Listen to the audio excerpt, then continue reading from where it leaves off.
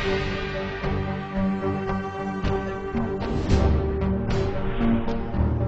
Bulletin sponsored by उत्तम Singh academy Rewa.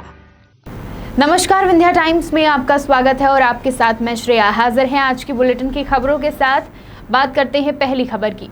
Corona से जनता को बचाने के लिए राष्ट्र सेवा में लगे स्वास्थ्य विभाग, सफाई कर्मचारी, पुलिस विभाग, समाज सेवियों सहित पत्रकारों को अलग अलग जगहों में जाकर सिमरिया में जनपद अध्यक्ष प्रतिनिधि संजय द्विवेदी द्वारा तिलक, पुष्प वर्षा, शॉल, श्रीफल, ड्राई फ्रूट्स भेंट कर सभी लोगों का चरण वंदन कर देश हित में समर्पित सेवाओं के लिए उन्हें धन्यवाद किया गया।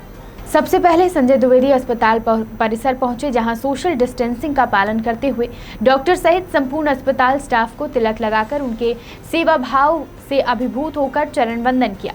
वहीं लोगों ने समस्त स्टाफ पर पुष्प वर्षा भी की। उसके बाद सतना तिराहे पहुंचकर हाका अभियान में जाने के पूर्व समस्त पुलिस विभाग के कर्मचारियों का तिलक लगाकर चरण वंदन किया गया। साथ ही सफाई कर्मचारियों, समाज सेवियों सहित पत्रकार बंधुओं का हौसला अफजाई तिलक लगाकर एवं पुष्प वर्षा के साथ की गई।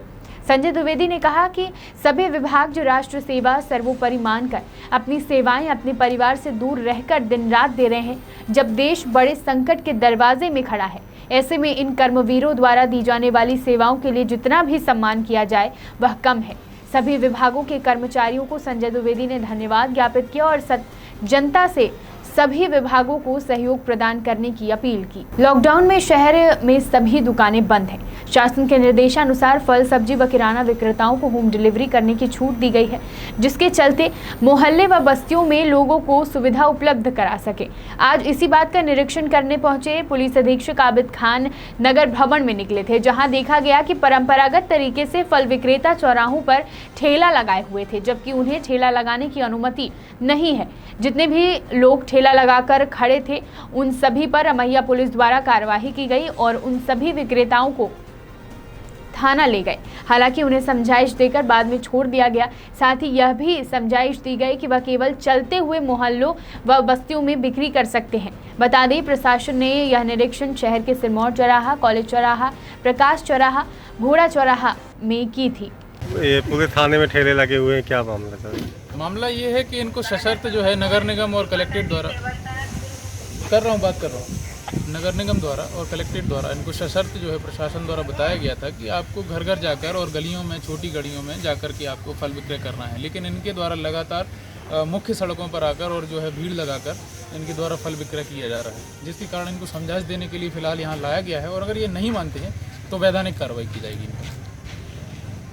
सर आज कहाँ कार्रवाई हुई आपके द्वारा? आज ही व्यस्त चौराहे जो हमारे सिरमौर चौराहा, कॉलेज चौराहा और आपका अस्पताल चौराहा, प्रकाश चौराहा, इन स्थानों पर ये जो है भीड़ के रूप में जो है अपनी फलों की जो है ठेले लगाए हुए थे, वहाँ से इनको लेकर आए हैं। समझाइश देंगे, अगली बार अगर नहीं ये इस तरीके से करते हैं आगे फिर इसी तरीके से जारी रहता है तो वैधानिक कार्रवाई की।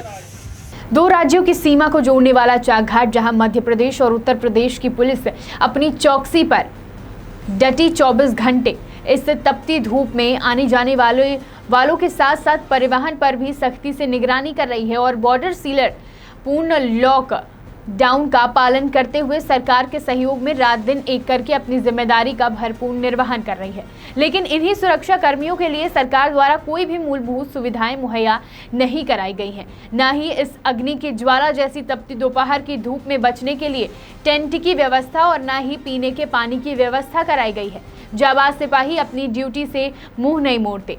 चाक घाट बॉर्डर पर ड्यूटी के दौरान तैनात चाक घाट थाना प्रभारी डीएसपी सोनू कर्मी और उप निरीक्षक आरएस सिंह बागरी अपने स्टाफ के साथ महाराष्ट्र, नागपुर, तेलंगाना, बुरहानपुर जैसे अनेक राज्यों से पैदल व पिकअप की सहायता से आ रहे एक लोगों को रोककर उनकी कोरोना स्वास्थ्य परीक्षण डॉक्टर सुनील सिंह सामुदायिक स्वास्थ्य केंद्र चाक घाट से कराकर सभी लोगों को चाक घाट में बने कन्या स्कूल शेल्टर होम में क्वारंटाइन के लिए भेजा गया है, जिनकी संख्या लॉकडाउन 2 में 90 है, जहां पर खाने पीने और रहने की उत्तम व्यवस्था की गई है। ये लोग प्रयागराज, बनारस जा रहे थे। सभी लोगों का स्वास्थ्य सामान्य निकला, लेकिन जब इन रुके हुए लोगों से पूछा गया कि 4 दिन का सफर विभिन्न जगहों से होते हुए राज्य स्तरीय सीमा जिला स्तरीय पार करके यहाँ चाक घाट पहुंचे, तो यहाँ चाक घाट पुलिस ने आप लोगों को रोका लेकिन रास्ते में पड़े चेक पोस्ट में किसी ने नहीं रोका।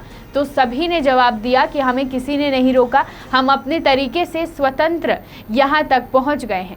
अब सबसे बड़ा सवाल यह उठता है कि क्या रीवा, सतना और अन्य जिलों की सीमावर्ती प्रशासनिक व्यवस्था इतनी सुस्त है और क्या वह अंधी हो गई है कि उन्हें इतनी बड़ी भीड़ दिखाई नहीं दी। आज पूरा देश लॉकडाउन के साथ साथ कोरोना संकट की इस महामारी से जूझ रहा है और ये मस्त ड्यूटी की खानापूर्ति कर रहे या फिर उन जिलों के जिला प्रशासनिक पुलिस प्रशासनिक अमले गहरी नींद में सो रही हैं। यह एक दुर्भाग्यपूर्ण बात है। हमारे वरिष्ठ अधिकारियों के निर्देश अनुसार और जो कोविड-19 के तहत जो भी गाइडलाइंस हैं उसके अनुसार पूरी बॉर्डर को सील करने का हमें आदेश प्राप्त हुआ है। उसी आदेश के अनुसरण में यहाँ पूरी तरह से बॉर्डर को सील किया गया है और जो भी बाहर से लोग आ रहे हैं यूपी तरफ से या फिर रीवा और सतना, इंदौर, भोपाल इस तरफ से आ रहे हैं, उन सभी को यहाँ पे क्वारंटाइन किया गया है। इसका जो हमारा शेल्टर बनाया गया है वो से कन्या शासकीय उच्चतर माध्यमिक विद्यालय चाकघाट बनाया गया है, जिसमें अभी 114 लोगों के लिए होम शेल्टर में क्वारंटाइन किया गया है 14 दिन के लिए। और जो भी पासधारी हैं, जो वैलिड पास हैं, केवल उन्हीं को जाने दिया जा रहा है और माल्यान जो है उनको जाने दिया जा रहा है। इसके अलावा बॉर्डर से कोई भी फिल्ट्रेशन नहीं हो रहा है। सर, ये जैसे चाकघाट में क्वारंटाइन का जो जिस समाज में बेटों को कर्मकांड का अगुआ माना जाता है, आज उसी समाज की बेटियों ने इस रूढ़िवादी समाज की कुरीतियों को दरकिनार करते हुए न सिर्फ अपने पिता की चिता को मुखाग्नि दी, बल्कि इस समाज को यह भी बताया कि जरूरत पड़ने पर बेटियां भी बेटों का फर्ज अदा कर सकती हैं। मुक्तिधाम में चिता पर रखा शव, ग्रामीणों की भीड़ और रीति रिवाज के अनुसार पिता का अंतिम संस्कार करती एक बेटी। यह तस्वीर मध्य प्रदेश के सतना जिले के ग्राम पंचायत सकरिया की है, जहां रहने वाले 41 वर्षीय किसान जेके शर्मा की शनिवार को ब्रेन हैमरेज के कारण मौत हो गई। परिवार और दूर दराज के रिश्तेदार एकत्रित हुए, अंतिम यात्रा की तैयारी भी कर ली गई, लेकिन जब बात अंतिम संस्कार की आई तो लोग सोच में पड़ गए। दरअसल जेके शर्मा की 4 पुत्रियां हैं, लेकिन पुत्र एक भी नहीं। ऐसे में सबसे बड़ा सवाल यह खड़ा हुआ कि आखिर पिता के शव का अंतिम संस्कार कौन करेगा। जब समाज के लोग एक दूसरे का मुंह ताक रहे थे, तब स्वर्गीय शर्मा की सबसे बड़ी बेटी रागिनी शर्मा आगे आई और उसने पुत्र की तरह अपने पिता के शव का अंतिम संस्कार करने की इच्छा जाहिर की। एक बेटी के इस फैसले से जहां कुछ लोग हैरान और परेशान हो गए, तो वहीं कुछ लोगों ने बेटी के इस फैसले का सम्मान किया। लिहाजा तमाम रीति रिवाजों और परंपराओं को दरकिनार करते हुए बेटी रागिनी शर्मा ने बेटे का फर्ज निभाया और विधि विधान के अनुसार अपने पिता की चिता को मुखाग्नि देकर उनका अंतिम संस्कार किया। इस दृश्य को देखने वाले लोगों की आंखें झलक पड़ी और हर किसी ने यही कहा, काश ऐसी बेटियां हर माँ बाप को मिले, जो बेटा तो नहीं पर बेटों से कम भी नहीं। सतना से एएच कादरी की रिपोर्ट। देश भर में लॉकडाउन पालन कराने को लेकर पुलिस मोर्चा संभाल रही है। मैहर एसडीओपी हेमंत शर्मा मैहर वासियों से लॉकडाउन का पालन करने की अपील लगातार कर रहे हैं। वहीं कविता के माध्यम से लोगों को पुलिस की व्यथा समझानी चाहिए। उन्होंने कहा, लॉकडाउन को लेकर अगर पुलिस कुछ कार्रवाई करती है या आपसे लॉकडाउन का पालन जबरदस्ती करवाती है तो वो आपकी दुश्मन नहीं। विश्व भर को हराने वाले कोरोना वायरस को हराने के लिए 24 घंटे सेवा देकर भारतीय पुलिस ऐसा कदम उठा रही है। कुछ दिन आप परेशानी झेल लें, जिससे बाद में आपकी लापरवाही से घर परिवार, समाज, देश को संकट का सामना न करना पड़े। IPS doctor Rajshree Singh, IG traffic and highway की एक कविता जो प्रेरणादायक है, मैं आपके माध्यम से इसे पढ़ रहा हूँ। कोई मकसद पूरा होता है लोगों को घर बिठाने में, क्या पुलिस का कोई अपना मकसद पूरा हो रहा है लोगों को घर बिठाने में? क्या पुलिस का कोई स्वार्थ पूरा हो रहा है आपको समझाने में? क्या पुलिस का कोई स्वार्थ पूरा हो रहा है आपको समझाने में? क्या पुलिस का कोई फ़ायदा हो रहा है ना समझो को समझाने में? क्या पुलिस का कोई मेडल मिल रहा है सख्ती से लोगों को बताने में? क्या पुलिस को मज़ा आ रहा है घर छोड़ सड़क पर रह जाने में? क्या पुलिस को मज़ा आ रहा है घर छोड़ गालियाँ खाने और लठ बजाने में? क्या पुलिस को नहीं, हम नहीं बने हैं लोहे काट के। हमको भी डर लगता है अपनों से बिछुड़ जाने से। सुकून मिलता है बस अपना इंसानी फ़र्ज और ड्यूटी भरपूर निभाने में। सुकून मिलता है बस अपना इंसानी फ़र्ज और ड्यूटी भरपूर निभाने में। अच्छा लगता है हमको सेवा, सुरक्षा और सहयोग की शपथ निभाने में। शहडोल संभाग के उप पुलिस महानिरीक्षक PS उइके ने शनिवार की शाम को जिले के समस्त चेक पोस्ट पहुंचकर सुरक्षा व्यवस्था का जायजा लिया। वहीं सभी थाना क्षेत्र में सुरक्षा व्यवस्था का जायजा लिया। लॉकडाउन 2.0 के चालू होते ही शहडोल संभाग के उप पुलिस निरीक्षक PS उइके जिले के सभी चेक पोस्ट पर पहुंचकर वहां की सुरक्षा व्यवस्था का जायजा ले रहे हैं। इस दौरान जिले के समस्त प्रभारियों को जिले में प्रवेश करने वालों की एंट्री करने के निर्देश भी दिए गए। साथ ही आने जाने वाले लोगों के स्वास्थ्य चेकअप कराए जाने की भी बात पुलिस उप महानिरीक्षक ने कही। पुलिस निरीक्षक उइके ने बताया कि पुलिस विभाग के सतत प्रयास से ही शहडोल संभाग ग्रीन जोन में बना हुआ है। यहां अभी एक भी कोरोना संक्रमित मरीज नहीं मिला है। उमरिया से मनु उपाध्याय की रिपोर्ट। पुलिस को और प्रशासन को बहुत अच्छी सफलता मिली और अभी तक अपने जो संभाग के चारों जिले अभी तक कोरोना वायरस से जीत रहे हैं। इसमें जिला प्रशासन, पुलिस प्रशासन, स्वास्थ्यकर्मी सभी की जो है महत्वपूर्ण भूमिका है। और हमारा जो लॉकडाउन सबसे लोगों से ये अपील है कि जो इसमें सोशल डिस्टेंस बनाए रखें और लॉकडाउन का पूरी तरह पालन करें। और जब भी बाहर निकलेंगे तो मास्क जरूर लगाएं, तभी हम कोरोना वायरस से बच सकते हैं। सर, जो अभी अनावश्यक रूप से जो मार्केट में कुछ लोग घूमते पाए जाते हैं, तो सर विशेष रूप से क्या कार्रवाई इसके खिलाफ जो है 188 के तहत जो और भी जो नियम है उसके तहत कार्रवाई की जा रही है। शहडोल में काफ़ी इसमें 386 की कार्रवाई हुई, यहाँ भी कार्रवाई हुई है। जो लॉकडाउन को उल्लंघन करके पाए जाते हैं कार्रवाई की जाती है। मोरबा के चतरी गांव में अचानक कुआं धंसने से एक युवक की मौत हो गई। बता दें, कुएं के पास युवक नहाने बैठा और अचानक ही 40 फीट गहरा कुआं धंस गया। मौके पर पहुंची मोरबा पुलिस JCB की मदद से कल सुबह लगभग 12 घंटे तक रेस्क्यू करती रही, तब जाके ग्रामीण सूरज कोल का शव मिल सका। कुआं धंसने से सूरज उसके अंदर फंस गया। घटना की जानकारी फैलते ही गांव में अफरा तफरी मच गई। तत्काल मौके पर SDOP मोरबा नीरज नामदेव टीम के साथ पहुंचे और रेस्क्यू रात में शुरू कराया। 4 JCB की मदद से मिट्टी हटाने का काम जारी रहा। कुएं की गहराई 40 फीट होने से सूरज का पता नहीं चल पा रहा था, लेकिन लगातार रेस्क्यू के कारण आज सुबह लगभग 6 बजे मृतक की लाश बरामद की गई है। आसपास ग्राम चतरी थाना मोरबा अंतर्गत एक युवक कुएं में नहाने के दौरान कुएं के आसपास की मिट्टी धंस जाने के कारण वह नीचे दब गया था, जिसका रेस्क्यू ऑपरेशन तत्काल चालू कर दिया गया था, लेकिन बदकिस्मती से वह बच नहीं पाया। उसकी डेड बॉडी आज रिकवर कर ली गई है। मोरबा अंतर्गत उसके पंचनामा कार्रवाई की जा रही है। परिजनों को सूचना दे दी गई है। कितने घंटे रेस्क्यू ऑपरेशन चला होगा? ये रेस्क्यू ऑपरेशन तो बचाने का रात भर हम लोग चलते रहे, रात भर करते रहे प्रयास कि किसी तरह से व्यक्ति जो है बच जाए, निकल आए, लेकिन वह काफ़ी नीचे तक धंस गया था। आसपास की मिट्टी भुरभुरी होने के कारण थोड़ा परेशानी भी आ रही थी, लेकिन ऑपरेशन जारी रखा गया, लेकिन उसकी डेड बॉडी सुबह प्राप्त हो गई है।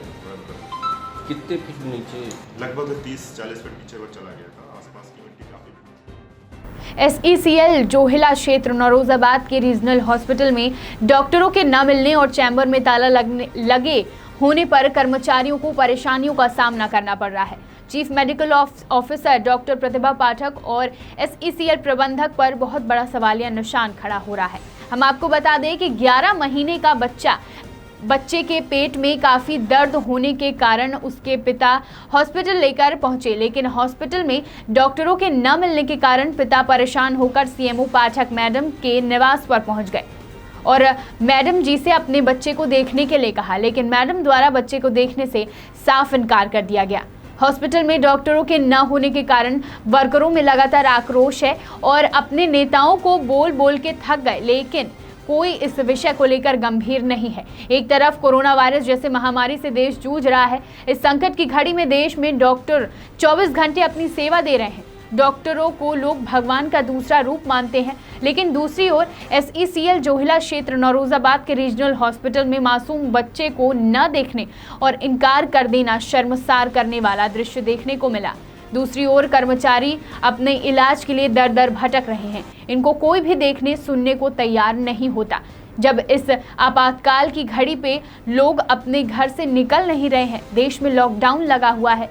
दूसरी तरफ SECL जोहिला क्षेत्र के कुदरी माइंस और पिनौरा और माइंस SECL लगभग 1500 से 1600 के आसपास कर्मचारी के द्वारा बिजली उत्पादन में कोयले की कहीं कमी न हो, इसके लिए निरंतर पूर्ति करने के लिए अपनी सेवा दे रहे हैं। ऐसी स्थिति में इनके स्वास्थ्य की व्यवस्था और इनके परिवार के स्वास्थ्य व्यवस्था को ध्यान में रखने की जिम्मेदारी प्रबंधक की है, जो कि अनदेखा करते हुए नजर आ रहे हैं।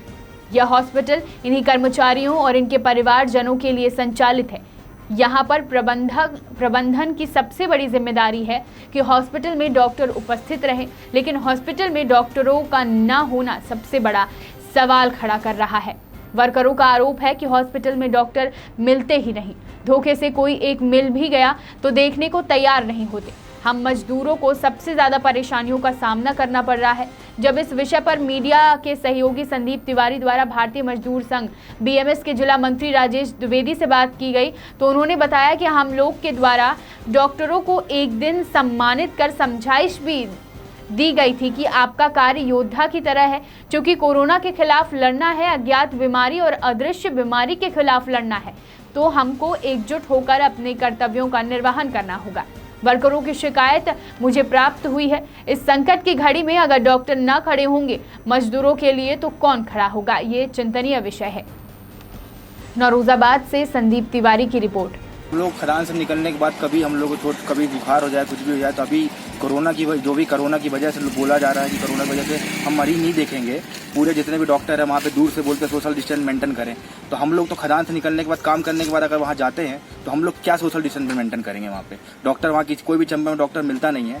और आप जाके खुद भी देखिए, पूरा जितने भी वर्कर है, किसी से पूछिए, सब वर्कर यही बोलेंगे कि एक भी डॉक्टर नहीं मिलते हैं। चाहे शाम को जाओ, चाहे सुबह मिल जाओ, कि कोई भी चंबा में कोई डॉक्टर नहीं मिलते हैं। और डॉक्टर की लिस्ट देखो तो कम से कम 12 से 15 डॉक्टर आपको वहाँ मिलेंगे, लेकिन एक भी डॉक्टर आपको नहीं मिलेंगे वहाँ पे। हम लोग इस बारे में अपने जो हमारे नेतागण हैं उनसे भी हम लोग ने चर्चा करी है, लेकिन सबका कहना यह है कि आप लोग इसमें हम लोग बात करेंगे, लेकिन कोई भी इसमें प्रबंधन कुछ भी नहीं कर रहा है। आप कब गए थे कि डॉक्टर नहीं मिला? और मैं तो कम से कम 2-3 बार जा चुका हूँ। एक दिन गया तो सुबह मेरे को शेड्यूल जाना था डॉक्टर को दिखाने, तो यहाँ कोई भी डॉक्टर नहीं था। फिर मैडम मुझे रिफ़र करी मुझे शेड्यूल, यहाँ डॉक्टर होने के बावजूद भी मेरे को शेड्यूल रिफ़र किया गया। तो यहाँ ट्रीटमेंट नहीं चल रहा क्या? नहीं, ट्रीटमेंट के नाम पे कोई डॉक्टर देखता ही नहीं है यहाँ पे, कि कोई चैम्बर में होता ही नहीं डॉक्टर। आपका नाम? सौरभ सिंह। वर्करों का ट्रीटमेंट होने का तो ये इस टाइम पे चल रहा है कि डॉक्टर की जो ड्यूटी है अपने चैम्बर में बैठते भी नहीं है। मान लीजिए 8-10 में एक आध बैठा भी है तो वर्करों से ऐसे बिहेव करते हैं कि जैसे मान लीजिए कि हम लोग को कुछ लगा हुआ है, कहते हैं ये दरवाजे के बाहर रहो, छूना नहीं है, चाहे वहाँ पे एक कर्मचारी हो या कोई भी हो। यहाँ तक कि जो क्लर्क बैठा हो वो कहता है कि दरवाजे के बाहर रहो, अंदर आने की जरूरत नहीं है। ये हाल हमारे रीजनल हॉस्पिटल का है। अभी तो प्रेजेंट में देखा जा रहा है कि हॉस्पिटल में के जो डॉक्टर है सभी चैम्बरों में ताला लगा हुआ है। हाँ, डॉक्टर तो है ही नहीं। हाँ बिल्कुल सही बात है। विंध्य की तमाम खबरों के लिए जुड़े रहिए विंध्या टाइम्स के साथ। बहुत बहुत धन्यवाद।